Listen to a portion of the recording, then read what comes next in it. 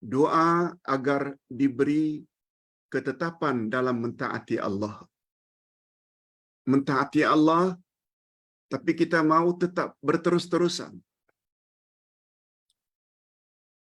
Nabi SAW ajar kita supaya baca Allahumma ihdini wasaddidni. Kalau kita baca secara wasal, sambung, Allahumma ihdini wasaddidni. Pendek saja. Artinya, Allahumma ihdini, ya Allah tunjukilah aku, berilah aku hidayah, wasaddidni, dan tepatkanlah cara aku mentaatimu.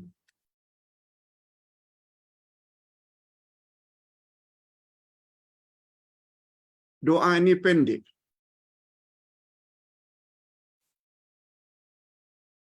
Tapi doa ini dikatakan ma'a qillatil ibarah azimul faidah. Ibaratnya ungkapannya ringkas, tetapi dia mengandung azimul faidah, faedah yang agung.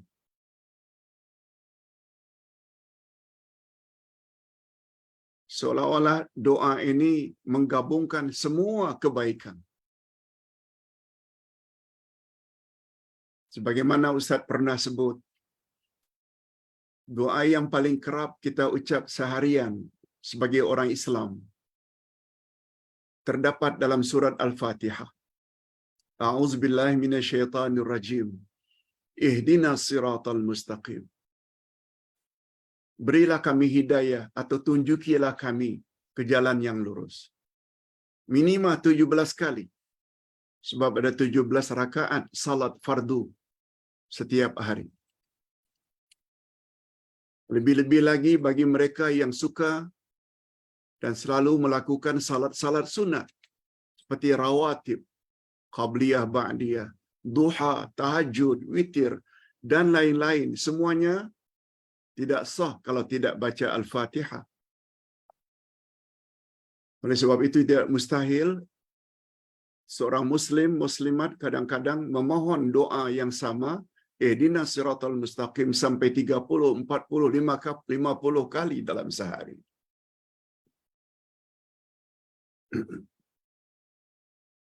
Allahumma maknanya ya Allah, ya Tuhanku, ihdini, berilah aku hidayah. Kita minta hidayah.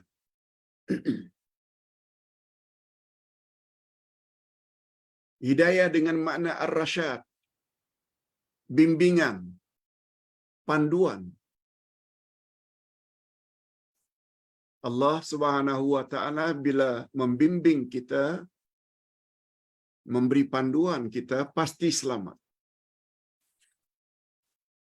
Dan menghala dan mengajak kita menuju ke syurga, menuju kepada redha-Nya. Kalau kita mendapat hidayah daripada Allah. Adapun makna wasaddidni, maksudnya wawafiqni waj'alni musiban fi kulli umuri. Ya Allah, Engkau berilah ketepatan dalam semua urusan yang aku lakukan. Ketepatan, tepat.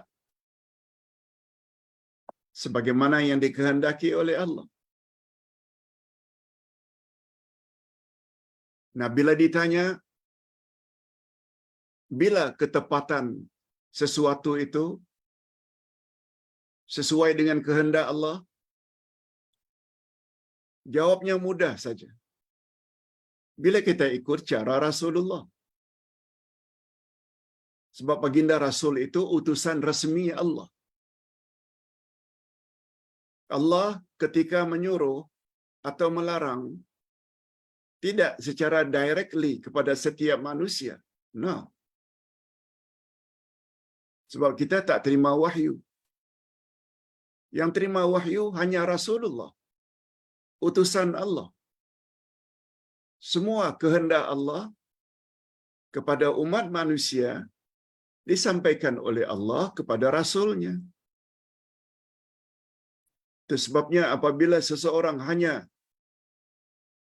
jadikan Al-Quran sebagai panduan, tetapi tolak hadis Nabi, mustahil, impossible, dia akan mendapat sadat. Sadat maknanya ketepatan dalam bekerja, berbuat, beramal, lebih-lebih lagi dalam beribadat.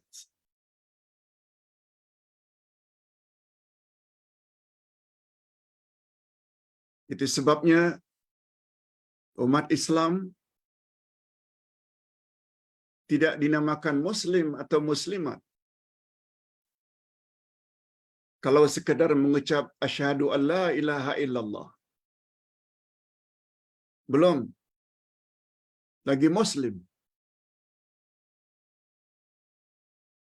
kalau mereka tidak ikuti dengan wa asyhadu anna Muhammadar Rasulullah. Asyhadu an la ilaha illallah maknanya kita bersaksi tiada Tuhan yang berhak disembah melainkan Allah.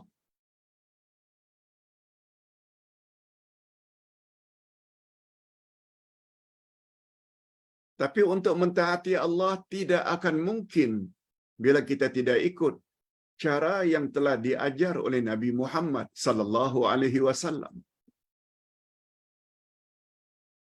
Itu sebabnya begitu turun dari Isra dan Mi'raj, Nabi bawa kewajiban salat 5 waktu.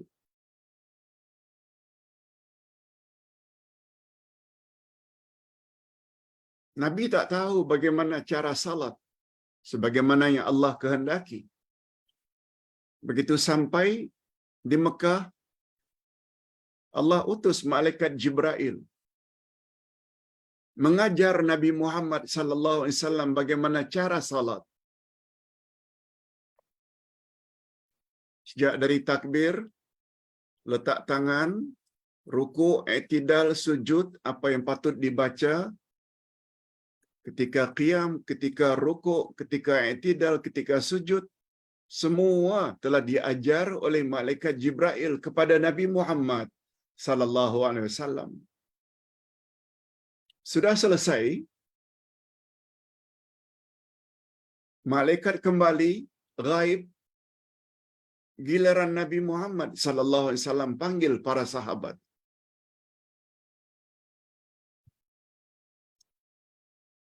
Lalu giliran Nabi memperagakan atau demo salat yang diajar oleh Jibril kepada para sahabat. Sejak dari takbir hingga salam. Kemudian apa kata Nabi? Sallu kama ra'aitumuni usalli. Salatlah kamu sebagaimana kamu tadi tengok cara aku salat.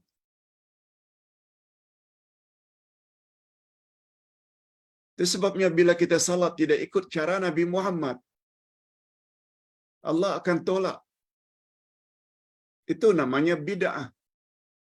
Buat perkara-perkara baru yang tak diajar oleh Nabi. Itu maksud wasaddidni. Ya Allah, berilah aku hidayah, petunjuk. Wasaddidni, dan berilah ketepatan dalam aku mentaatimu.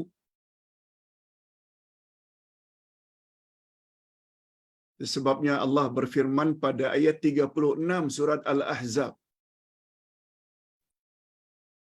Wa ma kana lil mu'minin wala mu'minatin idza qadallahu wa rasuluhu amra ay yakuna lahumul khiyaratu min amrihim. Tidak berhak orang beriman laki-laki, juga tidak berhak orang beriman wanita. Tak berhak. Dalam perkara apa mereka tidak berhak? Dengar baik-baik sambungan terjemahan.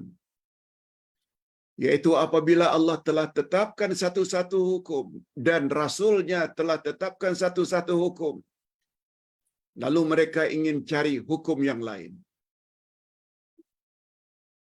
Tidak berhak mukmin laki-laki, juga tidak berhak mukminat perempuan. Bila Allah dan Rasul telah tetapkan satu-satu ketetapan, lalu mereka mencari ketetapan yang lain. Lalu apa kata Allah pada penghujung ayat?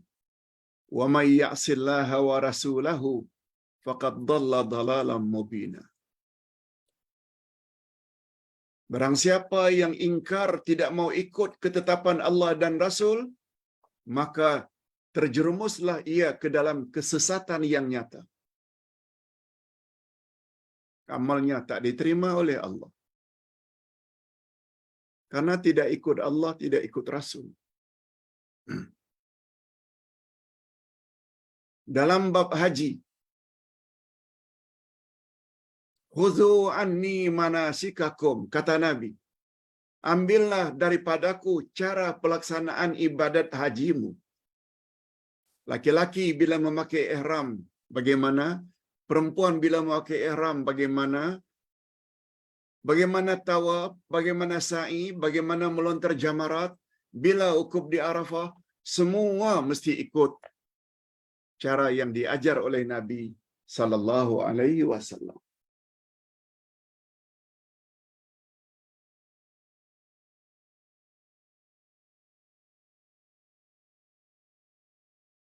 Itu sebabnya Ustaz ada buat pedoman haji dan umrah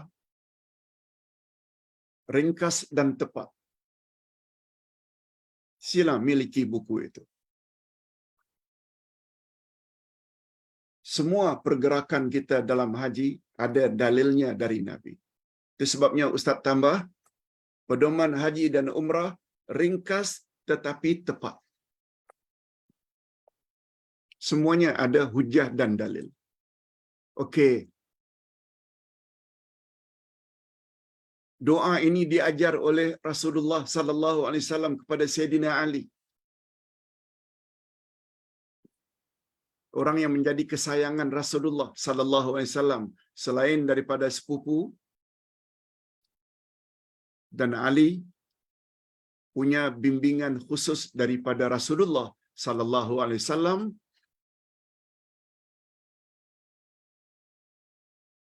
Lalu kata Rasulullah, Ali, baca selalu doa ini. Allahumma hdini wasaddidni. Dengan makna tadi. Minta hidayah. Kemudian dalam hidayah ini, kita minta supaya melakukan suruhan Allah dengan tepat. Itu sebabnya bila kita lihat sejenak makna ihdinas siratal mustaqim. Ustaz ada sebut dalam buku Ustaz tafsir surat Al-Fatihah yang tak lama lagi insya-Allah akan terbit. Buku tersebut sudah beredar lebih kurang 30 tahun yang lalu. Cuma Ustaz tambah lagi bilangan kertasnya. Ketika membahas tunjuki kami jalan yang lurus, kata Syekh Nasir As-Sa'di, dia ada dua makna. Dia ada dua makna. Maknanya ada dua. Yaitu dengan sisipan ila dan disisipan fi.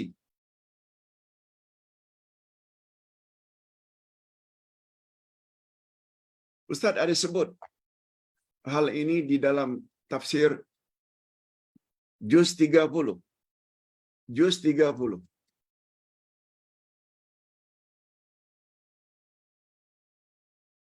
Atau juz yang pertama. Yes, juz yang pertama. Yang pertama maknanya ihdina ila siratil mustaqim. Dari sudut makna ya, jangan baca begitu, tapi dari sudut makna. Maknanya ila kepada, tunjuki kami kepada jalan yang lurus kepada jalan yang lurus dengan makna kepada agama yang benar, yaitu agama Islam. Itu bila disisipi dengan atau diselingi dengan ila. Tunjuki kami kepada jalan yang lurus, yaitu kepada agama Islam.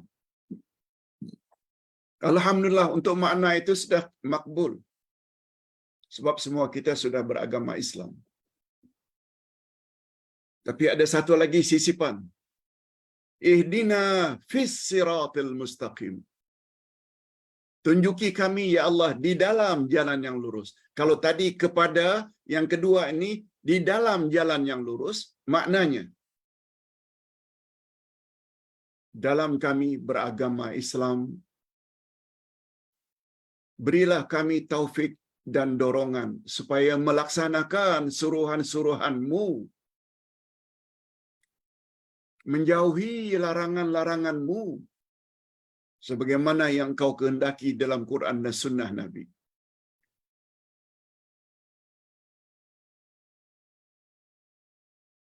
Kalau kita faham makna ini, maka kita dapat ambil satu kesimpulan. Ada sebahagian orang Islam yang hanya makbul untuk makna yang pertama saja, yaitu masuk Islam.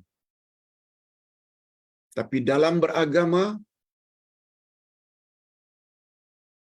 suruhan-suruhan Allah dan Rasul dia tak buat, larangan-larangan Allah dan Rasul dia tidak jauhi.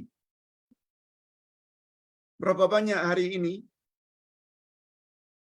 dia Muslim tapi rasuah, padahal rasuah dilarang oleh Allah dan Rasul. Berapa banyak hari ini dia Muslim, Muslimat, mukmin, mukminat tapi tidak tutup aurat.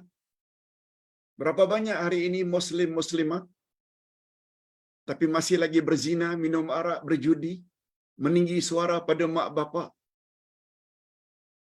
Itu maksudnya. Itu lebih kurang makna dari doa ini. Allahumma hdini wasaddidni. Pendek saja, tapi dia membawa makna yang cukup dalam. Okey.